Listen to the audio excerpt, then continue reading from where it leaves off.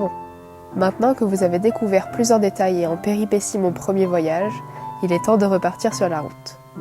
Pour mon prochain voyage, je me suis enfin décidée. Ce sera la péninsule ibérique, c'est-à-dire l'Espagne et le Portugal.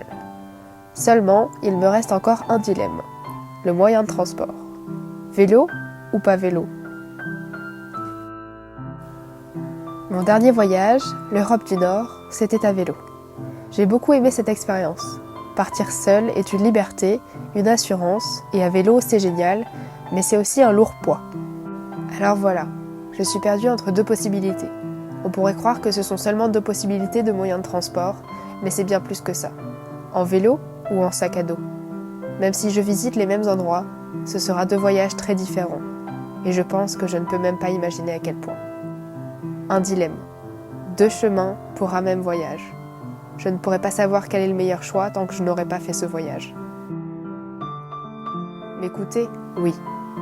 Mais mon cœur souffle dans les deux directions, pour des raisons différentes.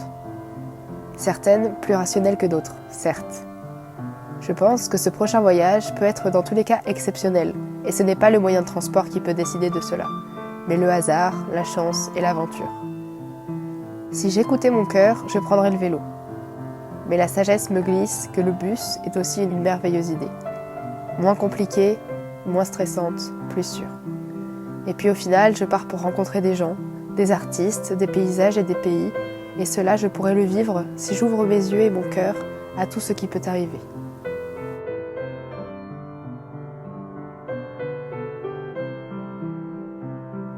J'ai déjà à peu près dessiné mon itinéraire. Par la côte, parce que les dénivelés ce n'est pas trop mon truc, et puis aussi parce que ce que j'aime, c'est être au bord de la mer. J'ai pensé ce voyage pour partir à vélo.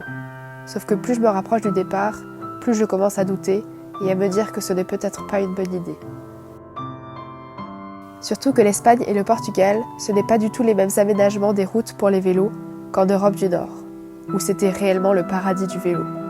Les dénivelés sont beaucoup plus énormes et puis surtout, ce n'est pas aménagé pour trouver des lieux pour planter la tente.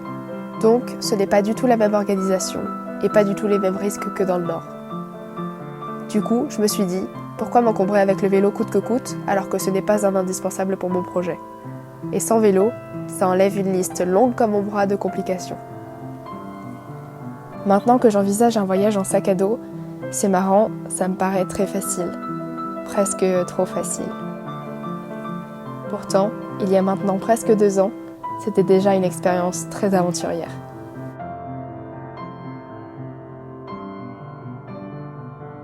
Petit retour en arrière sur l'historique.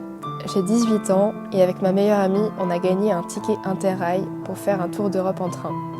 Départ, été 2020 pour l'Europe de l'Est. Sauf qu'à ce moment-là, toutes les frontières d'Europe se fermaient pour cause d'un virus qui envahissait la planète. Report d'1 an du voyage. Nous sommes donc été 2021. Je pars seule en train. Je traverse l'Allemagne et l'Autriche et je retrouve ma meilleure amie à Vienne.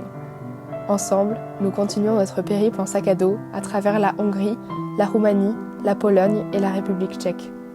De merveilleux souvenirs pour une sacrée aventure. 1 an plus tard, je partais à nouveau, direction l'Europe du Nord cette fois, pour un périple qui devait se prolonger en Russie et en Chine et en Amérique. Sauf que pour des raisons malheureuses et évidentes, à l'été 2022, mes plans ont été contraints de changer. Finalement, je suis restée en Europe et vu que j'avais plus de temps, je me suis dit « pourquoi pas en vélo ?» Au voyage en solitaire, je rajoutais un vélo pour porter mes bagages, mais aussi beaucoup de nouvelles contraintes. 50 kilos à porter pour les transferts, des centaines de kilomètres à avaler avec des petites jambes, trouver des lieux en sécurité pour chaque nuit, être livré aux variations de la nature, etc. Mais ça m'a permis d'expérimenter autrement la vie sur la route, de visiter chaque pays aussi par la nature et pas que par les principales villes, rencontrer des gens que je n'aurais jamais pu rencontrer autrement, voir des paysages exceptionnels, en apprendre beaucoup sur moi et ressentir une sensation de liberté intense. Je sais que je repartirai en vélo. Cette précédente aventure n'est sûrement pas la dernière, mais je sens que ce n'est pas le moment pour moi de reprendre le vélo, et surtout seul. Comme dit mon père, j'ai toute la vie pour faire du vélo, toute la vie pour voyager, et peut-être que la prochaine fois ce sera avec quelqu'un d'autre. Et le voyage prendra une toute autre saveur. En attendant, je veux repartir maintenant, et je suis toujours seule.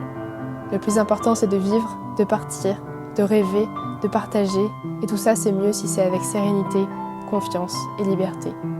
J'espère que ce nouveau départ va être riche en rencontres et en aventures, et je n'en doute pas une seule seconde. Je vais évidemment continuer de vous partager ce nouveau périple. À l'heure où sort cette vidéo, le départ est très proche. Dans quelques jours. Mon sac à dos est presque prêt. C'est parti.